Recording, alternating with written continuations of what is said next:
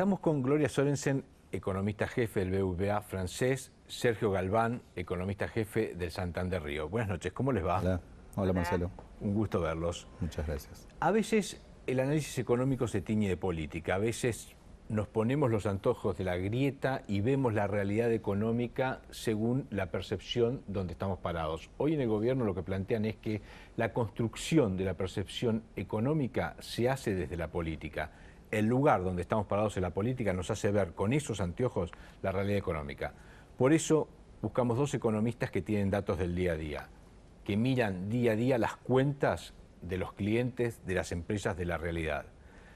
Con ellos vamos a charlar. Bueno, muchas gracias por la invitación. Gracias a ustedes. Un placer. Empecemos por la pregunta más fácil, la más sencilla. ¿Se acabó la recesión? ¿Empezaron los brotes verdes? Para nosotros sí. No sé lo que contestar a Gloria. Para nosotros sí. En realidad, a nosotros técnicamente nos da que la recesión hizo piso finales del tercer trimestre del año pasado. Y estamos hablando de datos. Y para nosotros 60% de los sectores ya están fuera del ciclo recesivo. Cuando eso se va a reflejar en los números que consume la mayoría de la gente, probablemente hacia el segundo o tercer trimestre de este año.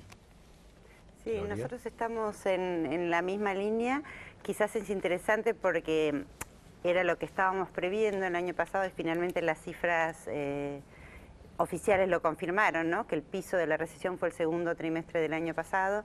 Tuvimos pequeño crecimiento en el tercero, un crecimiento más fuerte en el cuarto, y lo que estamos viendo de este primer trimestre es un pequeño crecimiento casi del mismo ritmo que el último trimestre del año pasado, comparado con el trimestre anterior. Pero si miramos las cifras interanuales, quizás todavía estamos en cero o una pequeña recesión. Ahora, quitando las estadísticas, por las dudas que haya alguien que no se entienda desde el punto de vista de los economistas, básicamente el bolsillo de la gente, ¿cuándo va a volver a estar tan acaudalado como quizás estuvo en diciembre del 2015? Podemos debatirlo, pero digo, ¿cuándo se recupera esa capacidad adquisitiva? A ver, en el mundo formal los datos ya empiezan a marcar. ¿Qué le está pasando al mundo formal? Paritarias, tanto empleo público como... Bueno, las paritarias vienen más lentas que otros años, básicamente porque hay una lógica especulación de cada una de las partes respecto de cuál es el nivel de inflación de este año, ¿no? Y casi 70% de los gremios no han arreglado. Eso es un tema fundamental para el consumo y para la percepción de ingresos. Ahora, si vamos por el lado del empleo, la verdad que empleo formal se crea desde julio, agosto del año pasado, y eso es una reversión importante en el comportamiento de la economía argentina desde 2011 para acá. Entonces, claramente lo que uno ve es que prácticamente, salvo algunos sectores industriales, el grueso de los sectores de la economía ha empezado a generar empleo. Y eso me parece es un dato importante en términos de percepción de la gente. Sí, lo vemos quizás en los indicadores de confianza del consumidor, ¿no? En abril, al margen de todos los temas, digamos, más políticos y sociales, en abril hubo una suba fuerte de la confianza del consumidor, ¿no? Y creo que tiene que ver con la sensación de que el empleo se empieza a desparramar.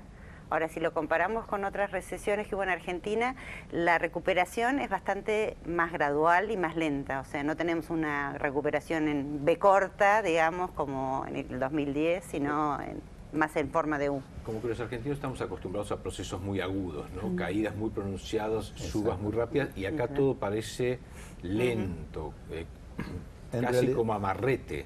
En realidad es la continuidad de lo que vivimos desde que Argentina cerró su balanza de pagos en el 2011. Un proceso lento, de casi estacionario, porque más 2, menos 2 dependiendo del año. Me parece que sacando la euforia que algunos podíamos tener en algún momento, que me incluyo, creo que estamos en una situación de ciclo razonable en función a lo que viene, a lo que ha venido siendo la economía argentina. Entonces, como dice bien Gloria, el proceso va a ser más bien lento. Nosotros tenemos una proyección de crecimiento en torno al 3% para este año, donde la parte más visible probablemente sea la segunda parte del año. Y en el tema de vos decías, de la confianza del consumidor, Gloria, ha mejorado. Eso se ve en las ventas con tarjetas de crédito, las tomas de créditos personales, o sea, en la operación del consumidor respecto del banco. ¿Se nota ese cambio de percepción? Se nota en los préstamos personales. Creo que en las tarjetas está el tema entre medio de los precios transparentes y el problema de la comunicación, de cómo fue la medida, ¿no? Del costo de financiación, de hacerlo evidente. Pero sí se ve en más demanda de préstamos personales y bueno, y el boom que ahora son las hipotecas, ¿no? Bueno, igual ustedes son un termómetro. Déjame agregarte un dato, perdón que te haya pisado, pero en el caso de nosotros es muy simple. Nosotros hoy en términos de créditos personales estamos 3-1 respecto a igual periodo del año pasado. Prendario estamos 3-1 igual respecto a igual periodo del año pasado.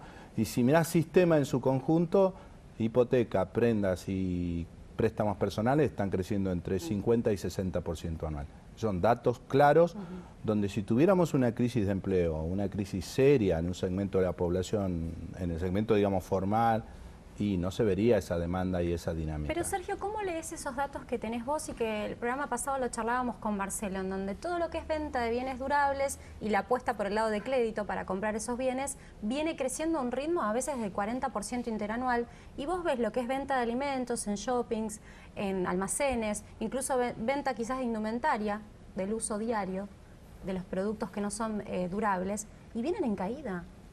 Y los empresarios dicen, no vemos el piso para la recuperación.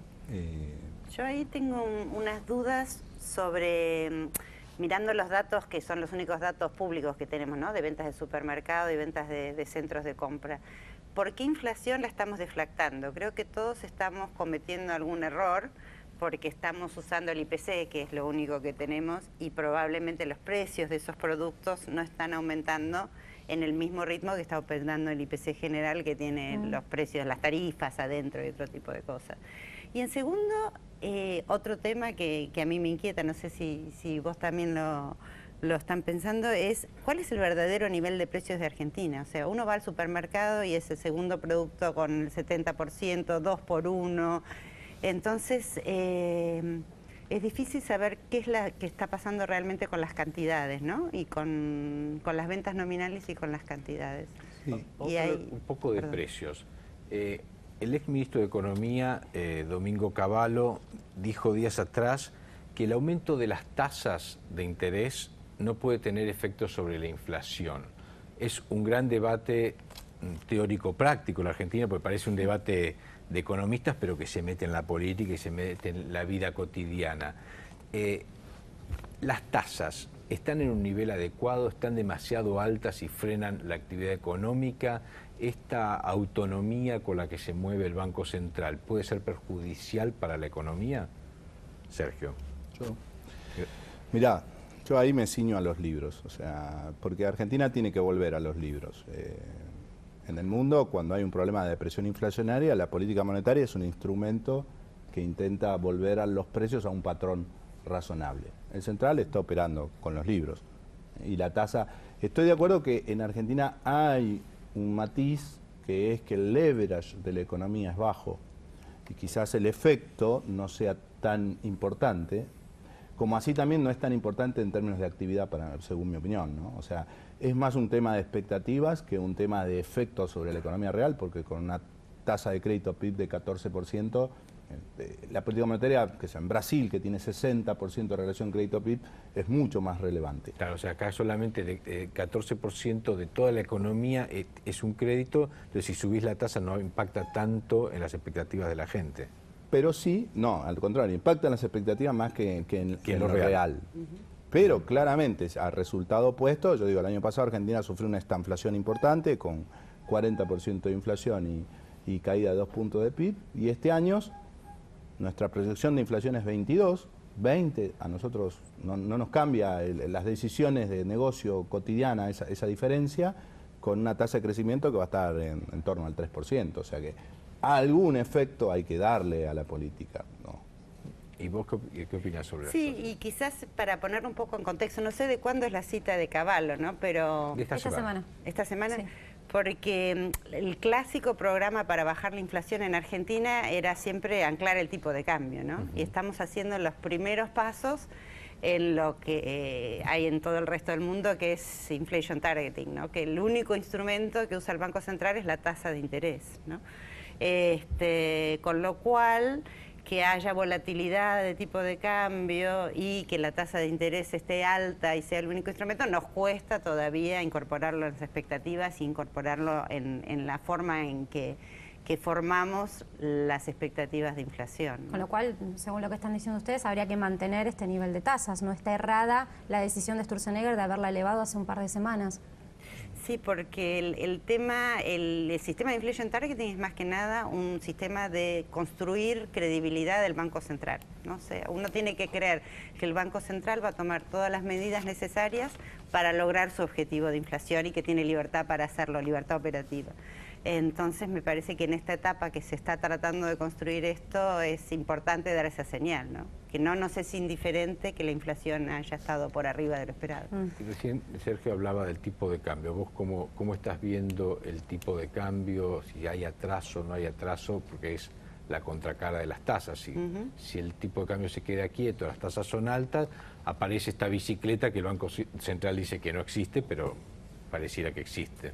Sí, la realidad es que el tipo de cambio, por primera vez, y que también es un aprendizaje nuevo, es el tipo de cambio que da el mercado, digamos. No hay ninguna restricción, o sea, la oferta es lo que es y la demanda es lo que es. El Banco Central está interviniendo. Ahora empezó a intervenir, comprando 100 millones promedio diario. Más allá de que no lo haga en un mercado en donde es visible, lo hace a través de bancos públicos. Sí. Es el principal comprador hoy. Sí. Hoy ha aparecido, digamos, pero como esquema de funcionamiento del mercado, quizás si comparamos con otros episodios de atraso del tipo de cambio, en que había un tipo de cambio fijo que lo sostenía el Banco Central. Ahora está interviniendo, mayor que antes, pero no en la misma dimensión. Y entonces en este esquema donde tengamos un ajuste fiscal gradual, o sea, vayamos reduciendo el déficit de a poco y financiándolo con emisión, necesariamente el tipo de cambio se va a ir apreciando en términos reales, ¿no? Sí, yo coincido con Gloria con la lectura.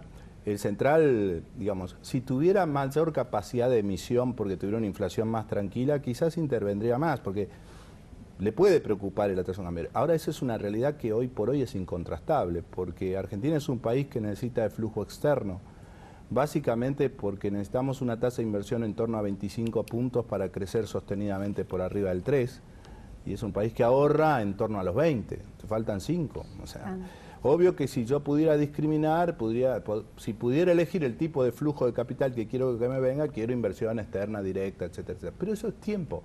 El año pasado hubo un buen flujo de inversión externa directa, en torno a los 4.500 millones de dólares, que para Argentina fue un nivel alto en función a cómo venía con balance de pago cerrada.